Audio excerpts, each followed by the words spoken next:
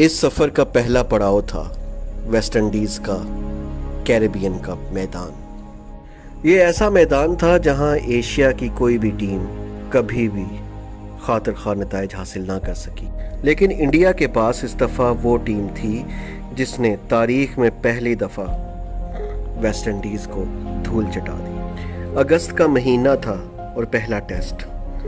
ये ज़रूर है कि इंडिया की शुरुआत अच्छी नहीं हुई, लेकिन फिर जब आपके पास केएल राहुल और रेहानी जैसे बैट्समैन हो, बुमराह जैसा बॉलर हो जिसने एशिया के पहले ऐसे बॉलर होने का एजाज़ हासिल किया जिसने वेस्ट इंडीज़ में 5 विकेटें हासिल की, तो फिर दुनिया की कोई ताकत आपको चैम्पियन बनने से नहीं रोक सकती।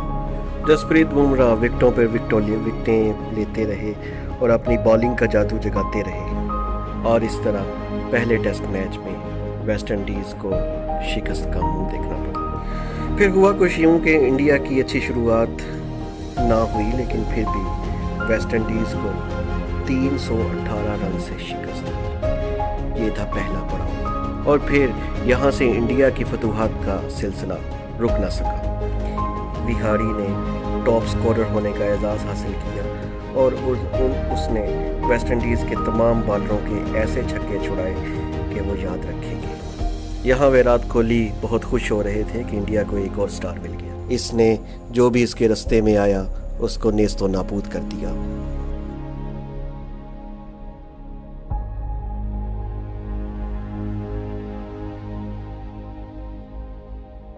दूसरा पड़ाव आता है साउथ अफ्रीका का इंडिया का दौरा।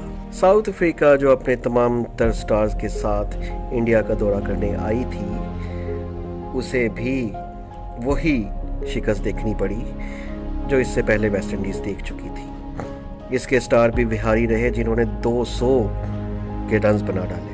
विहारी शॉट पे शॉट ऐसे लगा रहे थे कि जैसे एक स्टार पैदा हो रहा है, और वाकई ही स्टार पैदा हो गया, और उसने ऐसा खेला कि लोग उसे दुनिया का नया स्टार कहने लगे।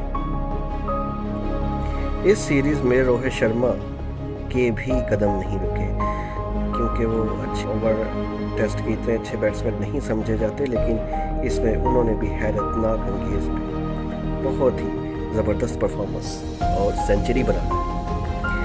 अग्रवाल के 215 और रोहित शर्मा के 176 रन की बदौलत इंडिया ने पहला मैच बहुत ही अच्छे अंदाज से जीता। अश्विन और शामी भी अपने बॉलिंग के जादू जगाते रहे। अश्विन ने भी अपनी 5 विकेटें ली और शामी ने भी अपनी 7 विकेटें ली। इस तरह दोनों ही इस सीरीज़ के इतने ज़बरदस्त बॉलर बन गए कि उनकी स्विंग बॉलिंग और अश्विन की स्पिन बॉलिंग ने साउथ अफ्रीका को घुमा कर रख दिया। इन घूमती बॉलों को डिकॉक तो क्या, कोई भी बॉलर पहचान ना सका कि बॉल किधर से आ रही है और कैसे विकेटों के परखच्चे उड़ा उड़ा के जा रही है। जब हर कोई परफॉर्म कर रहा था तो बादशाह कोहली किस तरह पीछे रह जाता। लेकिन जब बादशाह कोहली चलता है तो फिर वो ऐसे नहीं चलता, वो ऐसे चलता है कि उसकी बैटिंग की गूंज पूरी दुनिया सुनती है। उन्होंने 274 रन्स बना डाले। दुनिया को फिर से ऐसे शॉट देखने को मिले कि जिनको बार बार देखकर क्रिकेट के तालिबे इल्म सीखते हैं। हिटमैन शर्मा से भी नहीं रहा गया। जब अग्रवाल और कोहली 200 रन बना रहे थे तो हिटमैन शर्मा कैसे पीछे रह जाते। उन्होंने भी अपने करियर के 200 रन टेस्ट में भी बना डाले। वनडे में तो वो बना ही चुके हैं, लेकिन टेस्ट में भी वो पीछे ना रहे।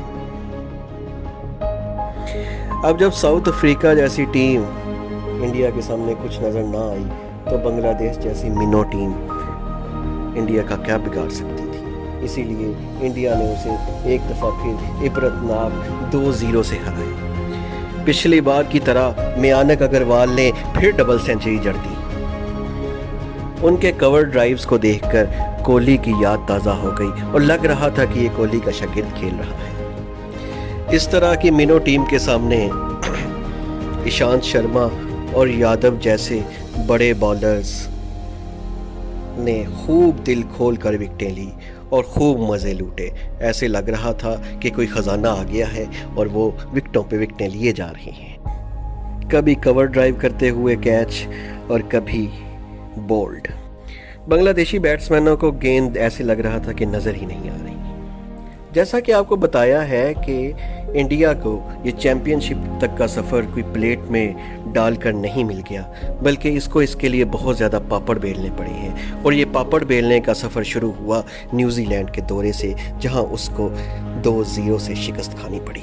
यहाँ टिम साउथी ने पहले टेस्ट में 9 विकेटें जड़ दी और जेमिसन जो कि डेब्यूट अपना कर रहे थे, उन्होंने भी धमाकेदार बॉलिंग की कि इंडिया की टीम परेशान हो गई और वो अपनी विकेटें खो बैठी। साउथी और जेमिसन की बॉलिंग का इंडिया के बड़े बड़े बैट्समैन किंग कोहली और रेहानी और अग्रवाल इसको समझ ही नहीं पा रहे थे। बॉल ऐसे घूम रही थी कि जैसे कोई लट्टू घूम रहा हो और इंडिया की टीम को वो नज़र ही ना आ रहा हो कि अब ये किस साइड पे जाएगी, अब ये किस साइड पे जाएगी। पहला टेस्ट तो हार ही गए थे, लेकिन दूसरे टेस्ट की स्टोरी भी कोई मुख्तलिफ ना थी। वहाँ भी टीम साउथी की घूमती हुई गेंदों के सामने इंडिया के बैट्समैन बेबस नज़र आए और वहाँ बलंडल और लथम की धुआंधार बैटिंग ने रहती कसर भी छोड़ दी और इंडिया को 2-0 की शिकस्त का सामना करना पड़ा। ये वो टूर था जिसमें इंडिया की थोड़ी सी भी ना चल सकी।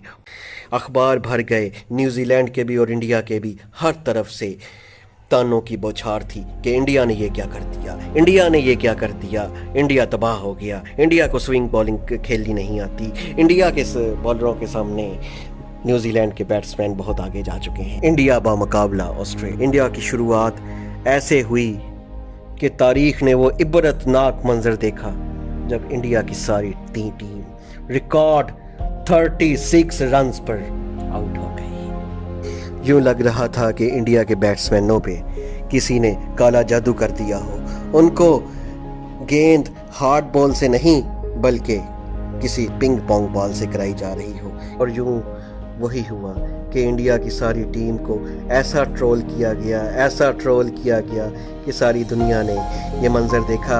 यहाँ तक कि आईसीसी ने भी इंडिया को ट्रोल करने से ना छोड़ा। तो कोई कह रहा था कि ये क्लब क्रिकेट की टीम है, कोई कह रहा था कि इंडिया ख़त्म हो चुका है। लेकिन दुनिया को क्या पता था कि इंडिया का शेर न्यूजीलैंड से लेकर ऑस्ट्रेलिया के पहले टेस्ट तक बहुत ज़्यादा ज़ख्मी हो चुका है। और जब ये उठेगा तो ज़ख्मी शेर के उठने की मिसाल दी जाती है। और ये शेर उठा और ऐसा उठा कि दुनिया को दिखा दिया कि एक ऐसी टीम जिसकी आधी से ज़्यादा टीम इंजरी का शिकार है और स्टार प्लेयर जो हैं वो वापस जा चुके हैं, तो वो टीम, थर्ड टीम ऑस्ट्रेलिया का क्या करती है?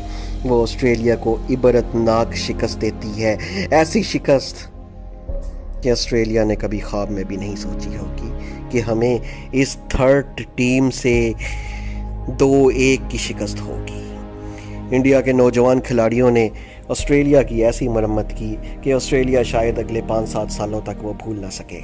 और यूँ इंडिया ने रेहानी की क़यादत में ऑस्ट्रेलिया को धूल चटा दी और वो तारीखी शिकस्त थी कि लोग याद रखेंगे।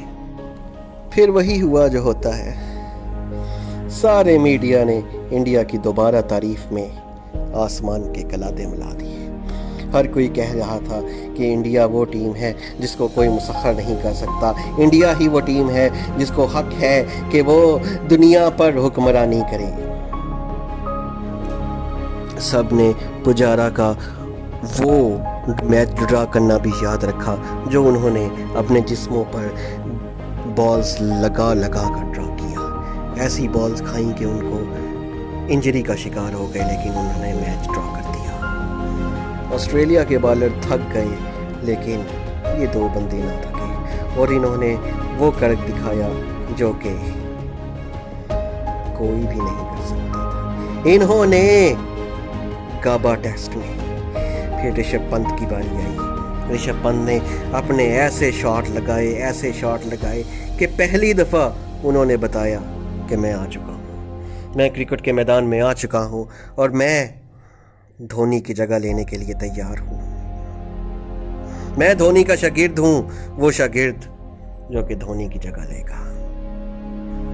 मैं छक्के चौके भी मारूंगा, तेज तरीन सेंचुरियां भी बनाऊंगा और दुश्मन को धूल भी चटाऊंगा और इंडिया का परचम गाबा की सरजमीन पर लहराऊंगा।